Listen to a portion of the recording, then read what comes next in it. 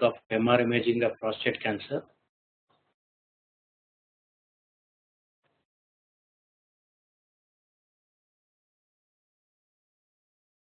Today I will be speaking about MR imaging of prostate cancer. Why the prostate cancer is imaging of prostate cancer has become more important is that prostate cancer is the most common cancer and is the second most common cause of cancer deaths in the elderly male in the United States and UK.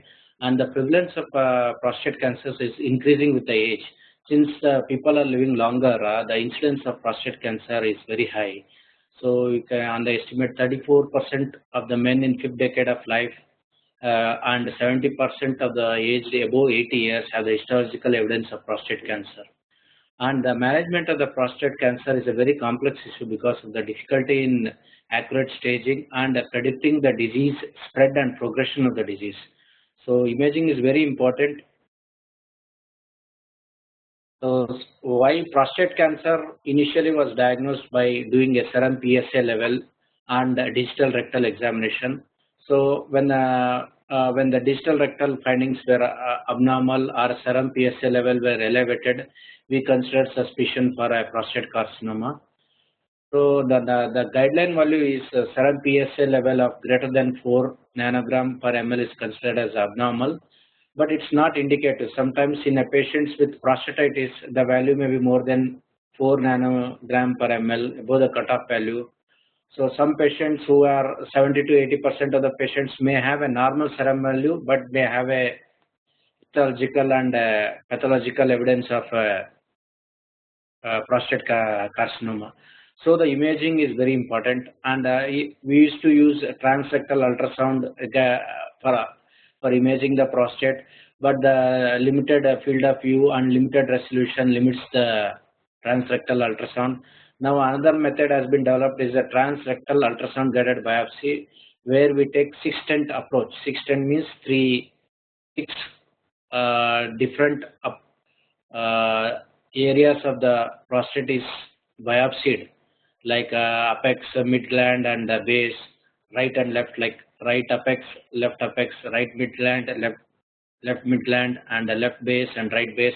So 6 approaches used to visualize by ultrasound, and 6 areas biopsy is taken to see any evidence of tumor. So before coming to the prostatic imaging, so we should know what is the exact anatomy of a prostate gland. First, prostate gland is an inverted gland which weighs about 20 to 30 grams. Hello? Prostate anatomy is very important. Since before imaging of a prostate, we should know what is the prostate anatomy and where the exact location of a prostatic cancer appears. So prostate gland is an inverted pyramid that surrounds the urethra, the proximal urethra, and the base of the prostate is very important, which is continuous with the bladder, and ends, and the apex of the prostate is ends at the urogenital diaphragm, and the prostate is comprised of three distinct zones. The one is the peripheral zone, central zone, and a transitional zone. Peripheral zone consists of 70% of the total prostate volume, where the chances of prostatic malignancies are high. The central zone comprises 20% of the prostatic volume and contains ejaculatory ducts and stroma. The transitional zone only takes up the 5% of the volume and surrounds the urethra. So the peripheral zones comprise most of the volume of the prostate. The central zone is known for benign prostatic hyperplasia. The transitional zone, which only surrounds the proximal urethra. So, and a prostate has got a 2 capsule. One is a true capsule, and another is a fibrous pseudo capsule. That's a false capsule. And posterior and posterolateral to the prostatic capsule, we have neurovascular bundles, which are situated at 5 to 7 o'clock position of the prostate. I'll show you in details where the neurovascular bundles are situated, and it comprises lumbar sympathetic and parasympathetic nerve plexus, which are very important for erectile functions and other functions. So as a surgical point of view, the neurovascular bundles and involvement in carcinoma is very important. And Second is the seminal vesicles, which are superior and posterior to the prostate glands. It contains ejaculatory ducts which pierce the prostate below the bladder. Now, this is an anatomical representation of the prostate anatomy. We can see that the peripheral zone, which comprises 70% of the prostatic volume, the central zone, which comprises 25% of the volume, and this is a transitional zone. And we can see that this is the urinary bladder, and the prostate, which is close to the urinary bladder, is called the base. This is the mid gland, and this is the apex. So the apex touches the diaphragm, urogenital diaphragm, and the peripheral zone along the anterior aspect. We can see that there is an anterior fibromuscular stroma, which does not contain any glands. And from the seminal vesicles, the ejaculatory duct pierces the prostate from the posterior aspect and ends in the central zone. The central zone is known for benign prostatic hyperplasia, whereas the peripheral zone is known for prostatic carcinoma. And this is the urethra. Normally, we don't see the proximal urethra in any imaging modality. Only in cases of TURP or any transurethral resection, we can see that proximal urethra. Otherwise, we don't see the proximal urethra. Only the distal urethra at the verumentum we can see. So this is the anatomical representation. I will come to the MR imaging. This is a broad MR imaging. So MR imaging, we can see how the peripheral zone, which contains 70% of the volume of the prostate gland. So peripheral zone will be high signal intensity and T2 weighted imaging. And these arrows demonstrates at 5 and 7 o'clock positions. These are the neurovascular bundles. And this is the central zone, which is prone for prostatic hypertrophy. And you see this black line that surrounds the prostate, which is called as a true capsule of the prostate. And in the anterior aspect of the peripheral zone, we can see that there is a hypointensity, which is called as a fibromuscular stroma. In this case, this is the base. We are seeing the bladder. This is the base, and we are coming to the apex, where we can see this is the levator ani muscle. This is all from the body coil. We have used the body coil images. So this is a prostatic capsule. We can see here prostatic capsule, and this is the central zone. This is the peripheral zone. This is the periprostatic fat, and these are all the neuromuscular bundles. These are lumbar sympathetic plexus and parasympathetic plexus. And going to this one, we can see that seminal vesicles and urinary bladder base. This is the rectum. So these are the anatomy I'm showing from the MR. So usually we use a T2 weighted MR imaging. Since T2 weighted MR imaging, we can distinguish the central zone, peripheral zone, capsule, and other things. The T1 weighted MR imaging is used only for anatomical imaging in cases of post biopsy hemorrhage or detection of lymph node or in metastasis. So this is the T2 weighted images. We are coming. We'll show you the anatomy. One at the initial level at the seminal vesicles, you can see that both this is the urinary bladder with its base. This is the seminal vesicles. These are the images which we got from the endorectal coils. Usually prostate MRI is done with endorectal coils or sometimes phased array, pelvic array coils. Usually endorectal coils are used because of the good anatomical images, and also we can see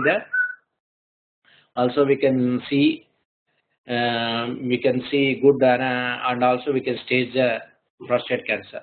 See, these are the seminal vesicles. This is from the base of the prostate gland we have taken. This is the bladder. So when you see bladder, this is the base of the prostate gland. So we can see that the central zone, the peripheral zone. Peripheral zone will be high signal intensity, and it's almost equivalent or higher than the periprostatic fat. So this is the capsule of the prostate, which surrounds the peripheral zone.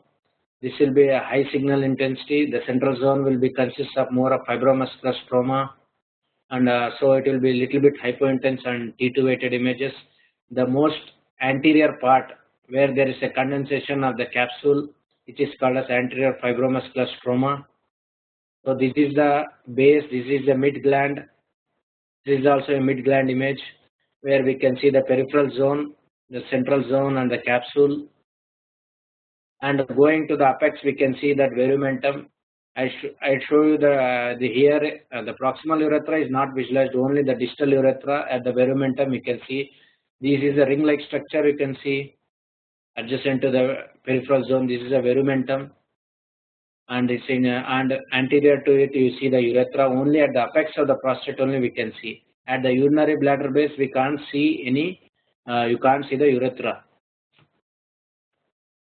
Now we can take the parasagittal T2 weighted images and coronal T2 weighted images. So we can see that this is the central zone. This is the urinary bladder with its wall. The seminal vesicles are posterior and superior to the prostate. This is the peripheral zone. This is the seminal vesicles. And this is the coronal image. We can see that this is the apex of the gland. This is the base of the gland. And these are the seminal vesicles. This is the mid gland. So we anatomical image we can do coronal image. Suppose there's a mass here, we can say it's extending from the apex to mid gland or apex to the base. So we can quantify the amount of the tumor volume and also which part of the gland is involved. So coming to the MR technique, the common magnetic field strengths for MRI are 1.5 Tesla and 3 Tesla. Now the combined use of endorectal and pelvic phased array coils is recommended for maximum signal noise ratio. How the endorectal coil is placed? Patient assumes the left lateral decubitus position and a distal rectal examination is performed, and an endorectal balloon is inserted within the rectum with a coil inside and inflated with 60 ml of perfluorocarbon liquid or air. You can use the liquid like barium sulfate or perfluorocarbon, or you can put 40 to 60 ml of air also.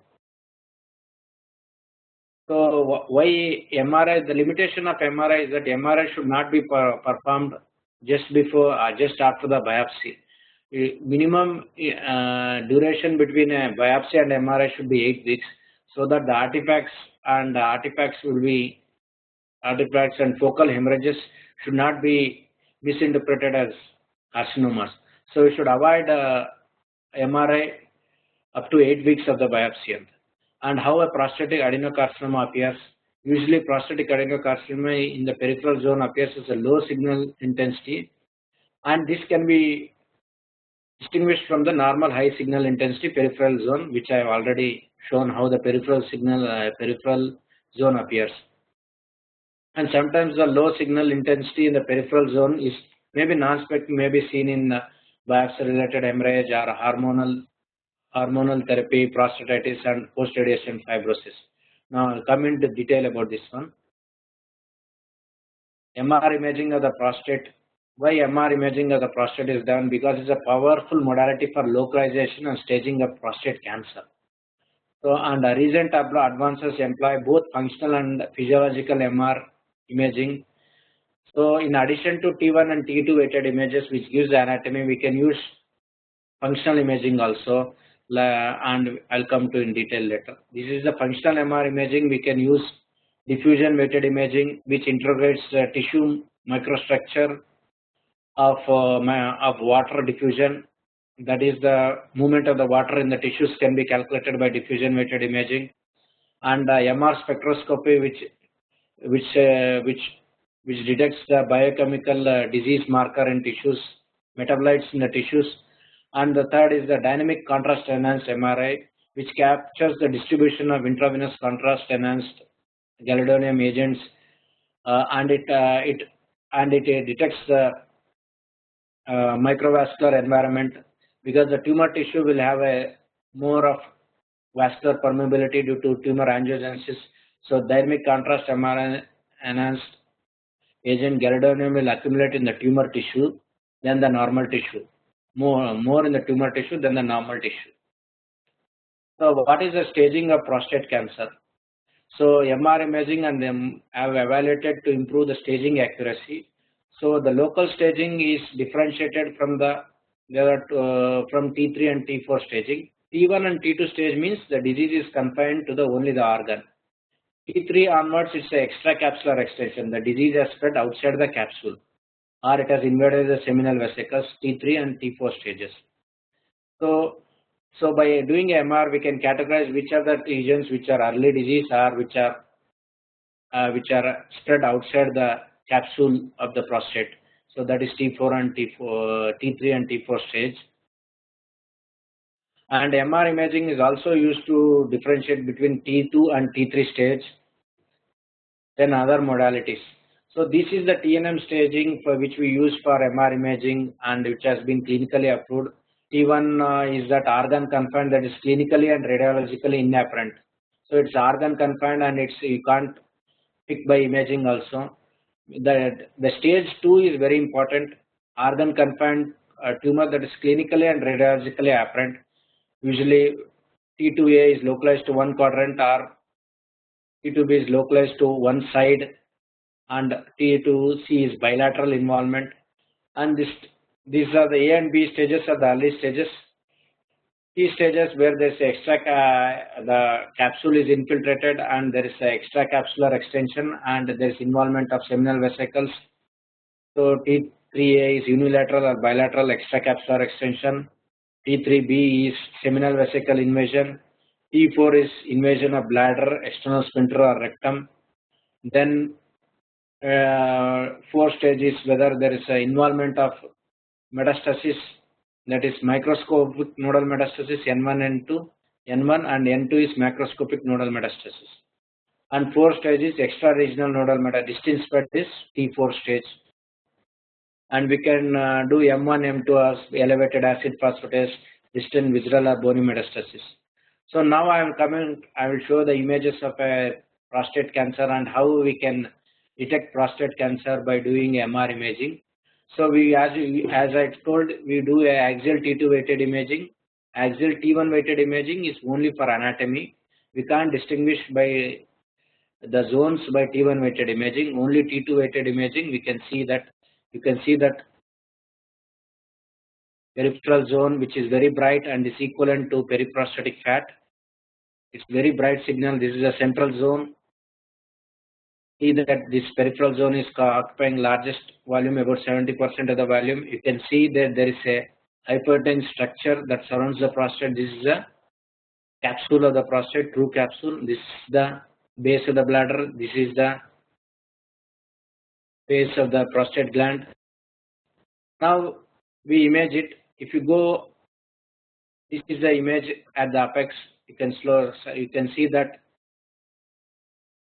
these are all from the phased array coils. There is no endorectal coil. We have used only the body coil. You can see in this there is a hypointense nodule in the peripheral zone, which is abating the prostatic capsule. This indicates this is a nodule is highly suspicious for a prostatic cancer. So what are the signs of extracapsular spread? This is a benign nodule. You can see this is a prostate cancer that is within the confines of the prostatic capsule.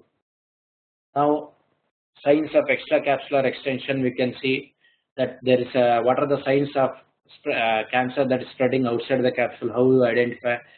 Asymmetrical prostate capsular bulge with irregular margins, obliteration of rectoprostatic angle, asymmetry of the neurovascular bundle, tumor encasement of the neurovascular bundle, and seminal vesicle invasion. Now in this case, you can see that this is a capsule. These are the signs of the extracapsular extension of the prostate malignancy. We can see that here you can see that the prostate capsule is neatly defined. Here you can see that the prostate capsule is not seen, and we can see that there is capsular bulge. This is not the symmetry. You can see that the asymmetrical capsular bulge due to small hypointense nodule in the peripheral zone. This indicates there is a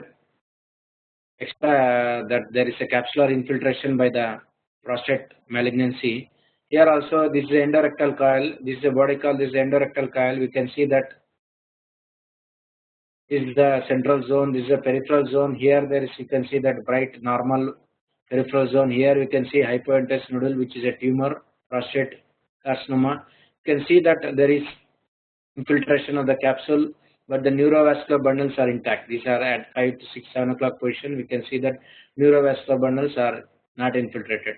So this indicates there is extracapsular spread, but the neurovascular bundles are not involved. So this is asymmetrical prostatic capsular bulge. Now, same endorectal coils are used. You can see that there is a normal high signal intensity peripheral zone.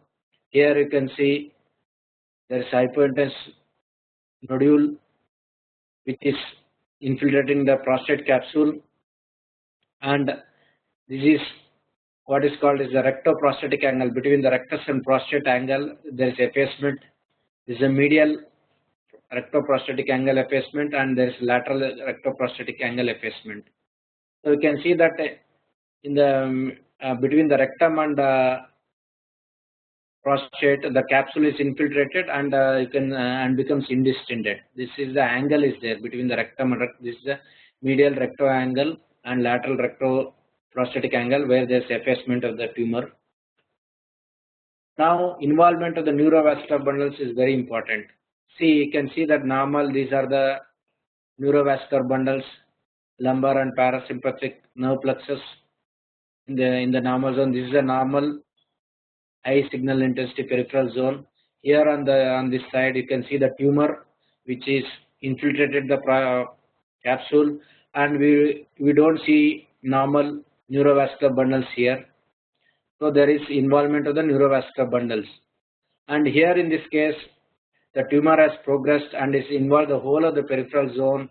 The capsule is breached, and we can see that there is extraprostatic spread, and also there is NK. You can see that the normal neurovascular bundles here, but here there is almost neurovascular bundles is completely encased and is infiltrated by the tumor. And you can see that in this case this is a coronal image and this is a parasagittal T2 image. We can see that the tumor has progressed. This is advanced prostatic cancer which has invaded the seminal vesicles,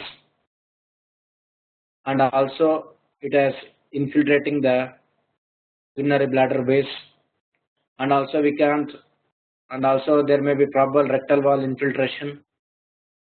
These coronal images are very nice. We can for describing the infiltration of seminal vesicles. See, these are the normal seminal vesicles. Medially, the seminal vesicles are infiltrated by the tumor tissue, but the bladder base is not infiltrated. These are all the endorectal imaging. Now, this is another tumor. You can see that the tumor is almost infiltrating whole of the gland, and there's also periprostatic spread, and there's also infiltration of the urinary bladder and seminal vesicles. So this is a sagittal view. Why it's important is that one is that the anteriorly to the prostate we can see the urinary bladder, and you can see slight posterior to the prostate we can see the seminal vesicles, and also we can see the rectum. In this case, the tumor is very large and it's infiltrated the seminal vesicles, the urinary bladder base, and anterior wall of the rectum. You can't see any fat planes between the tumor and rectum. So this is the advanced stage of prostatic malignancy.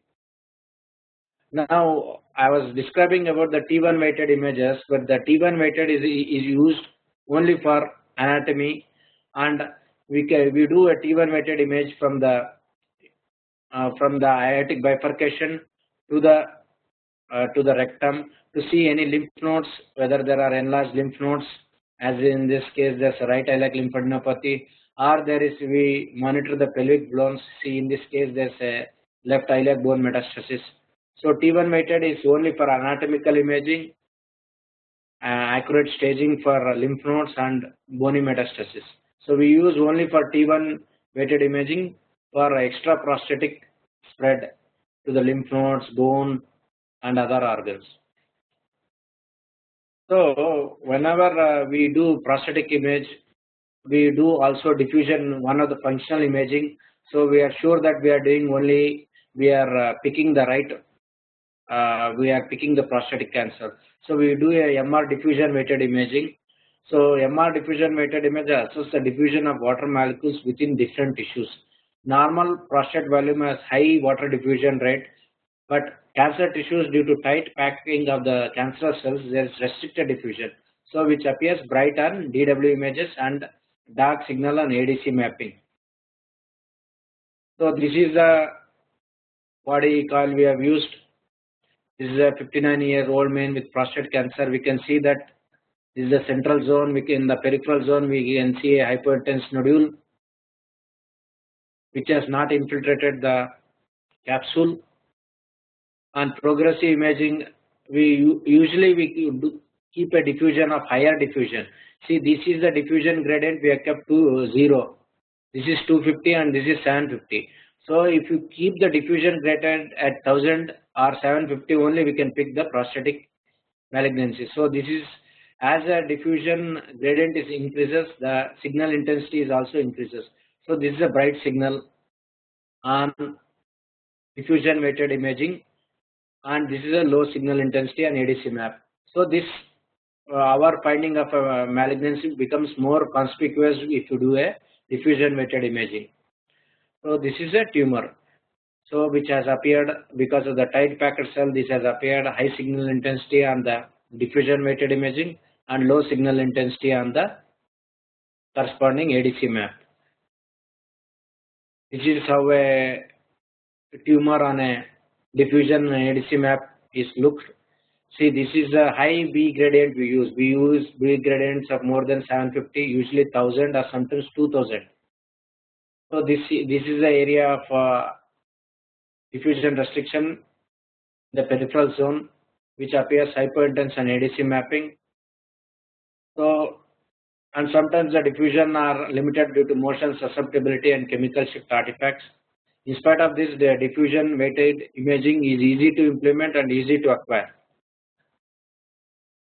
So, and after that, sometimes we use any one of the modality after T2 weighted image. We use either diffusion, MR spectroscopy, or dynamic contrast enhanced MRI. So what is dynamic contrast MRI is that the principle of diffusion weighted, the dynamic contrast MRI is based on tumor angiogenesis. The tumor produces factors that promote vessel formation and increase permeability compared to the normal vessels. So dynamic contrast MRI protocols uses unenhanced and multiphasic contrast enhanced images after injection of gadolinium. So prostatic cancers are characterized by how they are characterized by early enhancement or early washout because of the increased tumor vascularity and tumor permeability. They also enhance early and they also wash out early. Whereas benign prostatic nodules like prostatitis, hemorrhage, all mimic malignancy and T2 and T1 weighted image, but they have a slow enhancement and slow washout. So benign prostatic nodules can be particularly challenging and usually enhance early, but they have a slow washout than prostate cancer. So I will show you the examples of how to distinguish sometimes prostatitis and hemorrhage on dynamic contrast images. It is one patient of adenocarcinoma. See, we do imaging. Here there is hardly any signal to noise ratio. We can't detect this is a malignancy. So what happens? Then low signal intensity is seen in both peripheral zone with mild capsular bulge on this left. We do a diffusion and ADC mapping. We can see that low signal intensity in the peripheral zone. So we do a contrast enhanced dynamic contrast MRI with color flow mapping. These are the color flow mapping of the contrast MRI images. We can see that the tumor shows very high, the altered color signal, it shows very red color. This is the area of a tumor which shows high tumor vascularity and permeability. Another example, see this is a case of prostate cancer. We did a dynamic contrast enhanced color flow mapping image. We can see that in the area of tumor, we can see that there is bright signal intensity, there is red color. This is a normal tissue of the prostate which does not show any color. In the region of tumor, we can see that there is the color is red, and we do a kinetic curve analysis of the both normal and abnormal region. This is the green one is the abnormal region, which is suspicion for a prostatic malignancy as there is a increased vascularity. You can see that the kinetic curve there is a rapid enhancement of by contrast, and there is rapid washout of the contrast. There is rapid enhancement and rapid washout. So this indicates this area is abnormal and a suspicion for a prostatic malignancy. Whereas the normal region, you can see that the tumor, the tissue, the normal tissue enhances slowly with contrast, and there's no washout of the contrast. It washes very slowly. So this is the example which I by color flow mapping of the dynamic contrast enhanced MRI and kinetic curve analysis, we can easily identify prostatic malignancies which have got a difficult, which is difficult to diagnose by simple T2 weighted imaging. This is another case. We can see that on T2 weighted imaging, we see that in the peripheral zone of the prostate, see this is a bright peripheral zone, this is a central zone. The tumor, you can see that tumor in the peripheral zone which has invaded the prostatic capsule, and there is also involvement of the neurovascular bundles. So we did a dynamic contrast enhanced MRI with color flow mapping. You can see that in this area, this region is abnormal. There's abnormal enhancement. And we did a diffusion weighted imaging. We can see that diffusion weighted imaging with ADC. We can see that the low signal intensity which corresponds to diffusion restriction. This is the area of the tumor. Now there are different, this is one example how to identify focal prostatitis or a hemorrhage or a BPH in cases in doing MRI. See, in this patient, we did the MRI. There is a somewhat vague hypointense lesion in the central prostate. We did a diffusion and a ADC map. We can see that there is no diffusion restriction in this area, and there's also no corresponding hypointensity on ADC. There's no bright signal to suggest any malignancy, and there's no hypointense signal on ADC. And we did, this is a T1 without contrast, this is with contrast. We can see that there is no abnormal enhancement in this area. There's uniform enhancement, and we did a color flow mapping dynamic contrast MRI in this region. There's uniform distribution of color, there's no abnormal signal, and from this area which was suspicion for a malignancy, we did a kinetic curve analysis which shows there is enhancement but there's no washout. There's no washout of the contrast. So this is a simple case. This is only prostatitis or some abnormal benign prostatic gland. Now usually MRI is not done up to 8 weeks of biopsy, but sometimes the patient will represent early, and we do always in cases of post biopsy of the prostate, we do a anatomical imaging, we do a T1 weighted imaging where we see corresponding hyperintensity in the peripheral zone. So T1 weighted imaging is very useful for post biopsy hemorrhage. T2 weighted imaging, we can see only bulge here. We did a contrast enhanced MRI. There is no abnormal contrast enhancement in anywhere.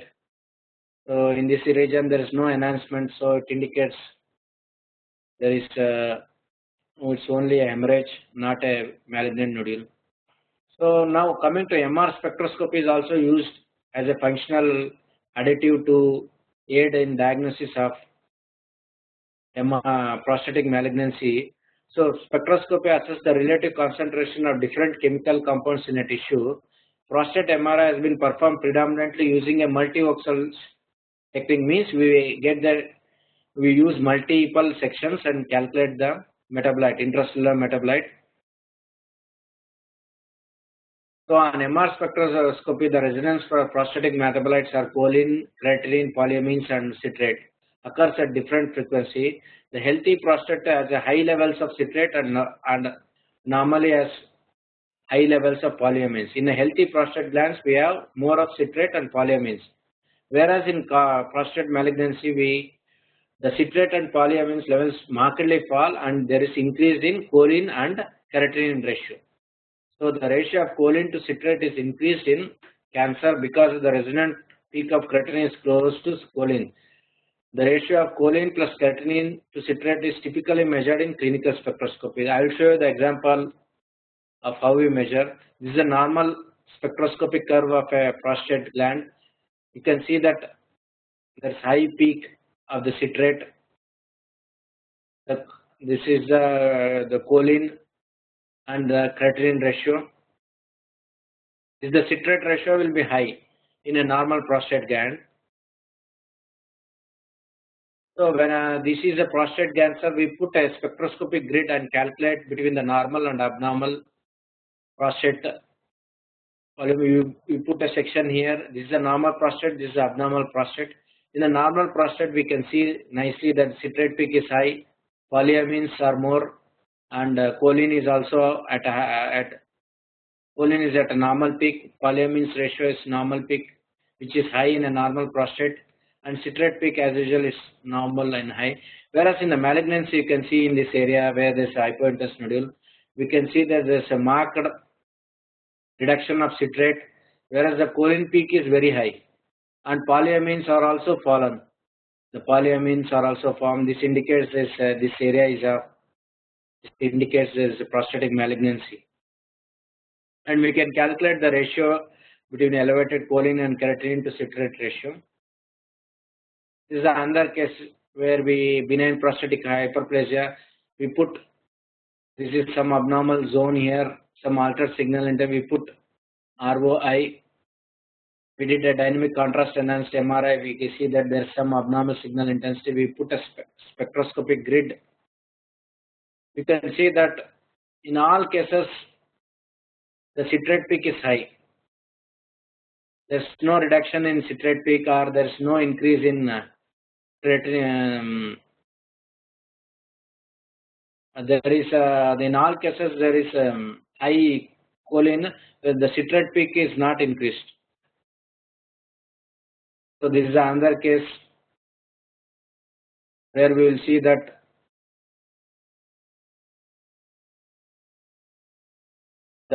here this is abnormal area. We can see that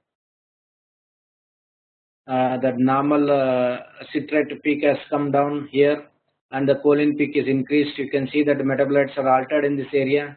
So this indicates prostate cancer.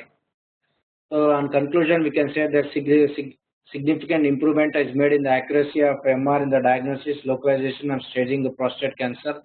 So we always use a multimodality imaging of prostate where we do first anatomical imaging, T1, T2 weighted imaging, and combined with functional MR like diffusion weighted imaging, dynamic contrast imaging, and MR spectroscopy. And newer developments in robotics and interventional MRI have benefit in guiding biopsies and confirming needle placement during the procedure. Thank you.